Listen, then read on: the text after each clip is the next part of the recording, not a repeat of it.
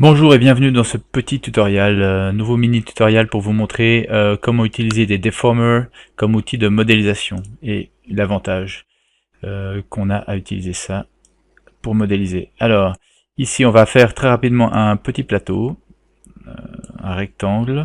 Je vais le centrer donc à 0 sur les trois axes, la taille sur X à 1 mètre et la taille sur Z à peut-être qu'est-ce qu'on va mettre 0.2, 200 mm peut-être, et 250, un quart, c'est très bien.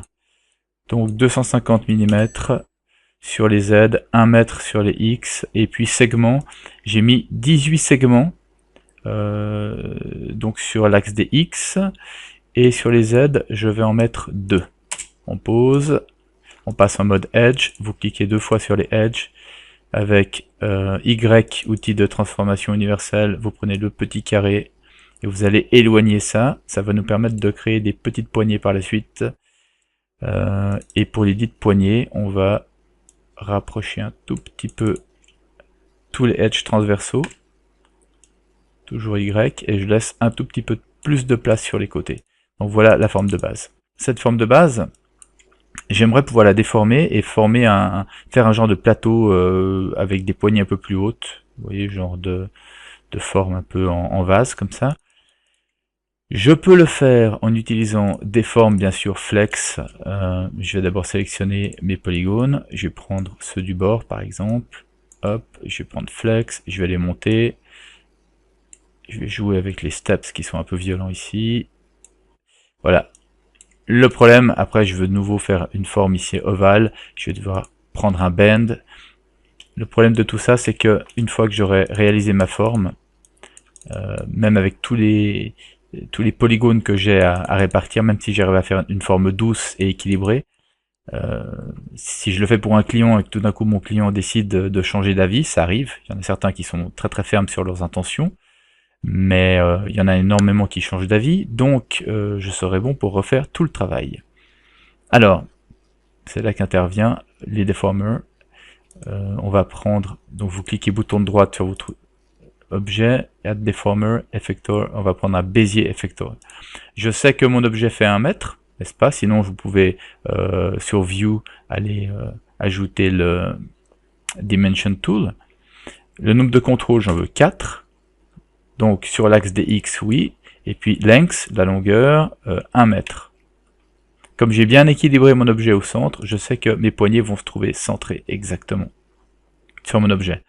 Alors, ici, sur les 4 vues, si je commence à bouger des poignées, il ne se passe rien, parce que tout en bas, vous voyez que Deformer est off. D'accord.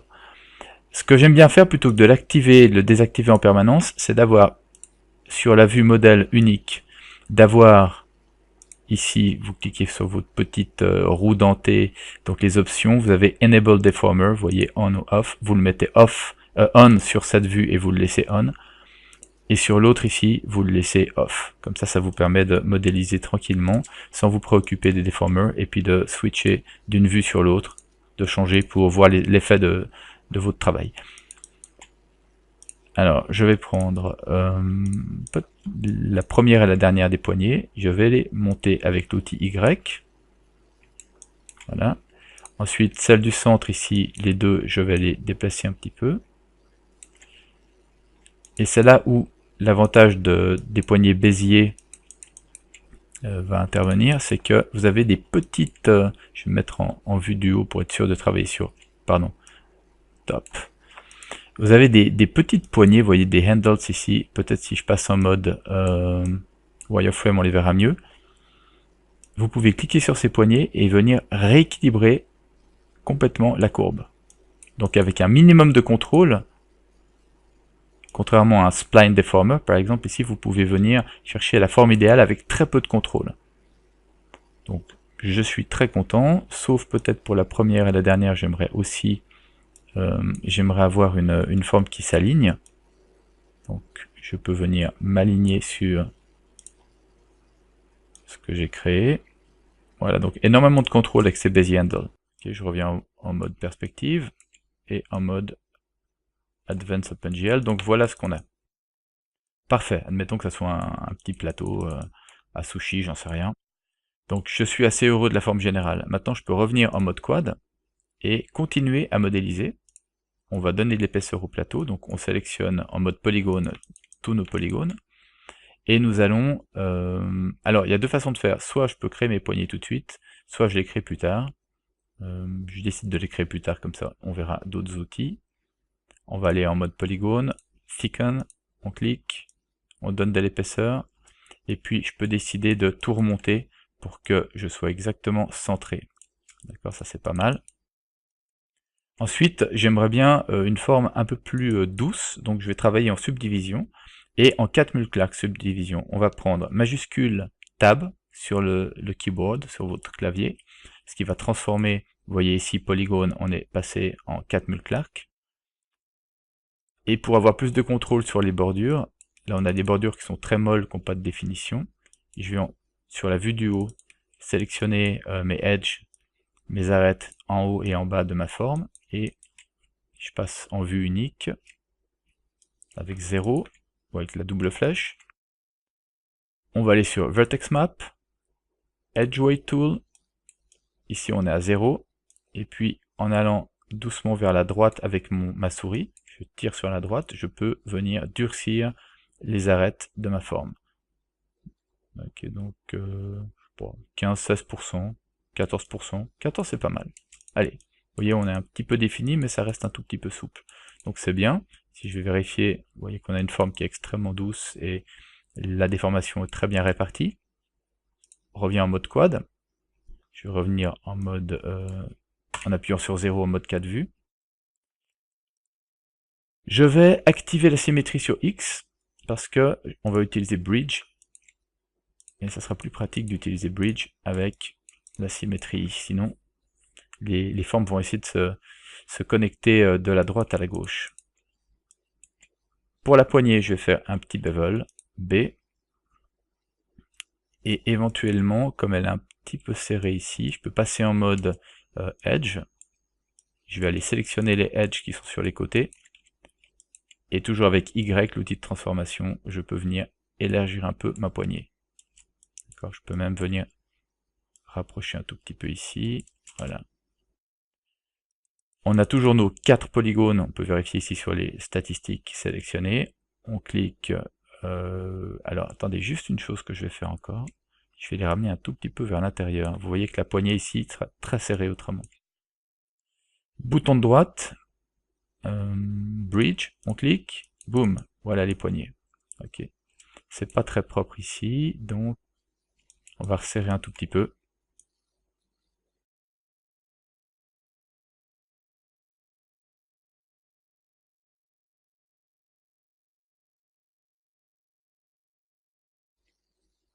Voilà. Vous voyez, on peut encore retravailler la poignée.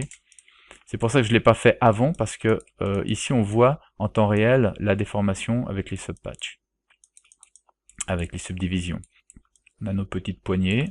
Éventuellement ici on va redresser un peu. Vous voyez sur le node Bézier en mode idem, je peux venir, je vais mettre en vue front. Et puis je peux venir redresser un tout petit peu, toujours avec Y activé.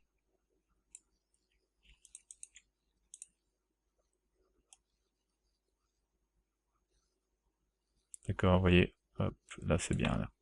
On va faire la première comme ça. Voilà, on donne plus de poids en fait en élargissant en distensionnant un peu les handles, les poignées. On donne plus de poids au premier point de contrôle. Et donc, voilà. Les poignées maintenant sont un peu plus droites qu'avant. On revient en mode quad. Et puis j'aimerais juste avoir une petite bordure. Je pourrais faire le contraire et faire une petite... affiner un tout petit peu avec bevel ici. Hein, ou alors venir sur l'extérieur et faire remonter un peu les bordures ici, les poignées. On va essayer comme ça, tiens, on va faire le bevel au centre. Hop, un premier bevel, majuscule appuyé, on clique pour valider ce qu'on a fait, et on descend, et voilà. Quand je reviens en mode vue unique, ok. Après, on peut très bien décider ici de reculer ces edges de nouveau.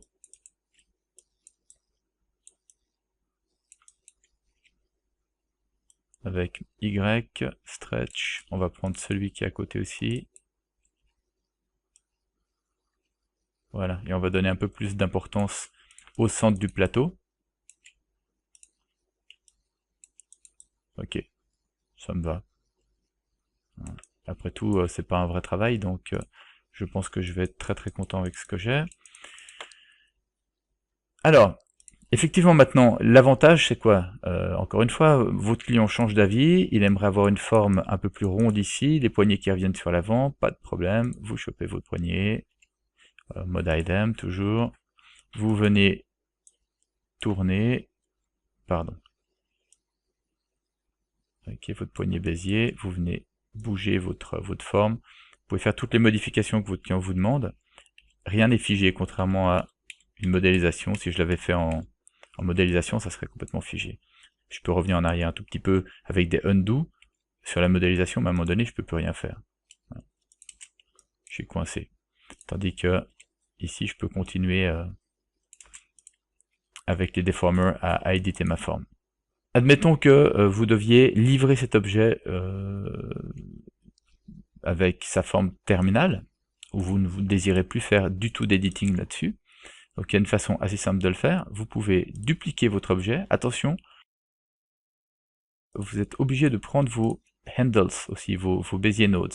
Si vous ne le faites pas, l'objet n'aura aucune déformation, puisque la déformation vient des Bézier nodes. Vous sélectionnez l'objet, les Bézier nodes, vous faites bouton de droite, duplicate, les deux sont dupliqués, d'accord. Et puis l'original ici, vous pouvez le cacher.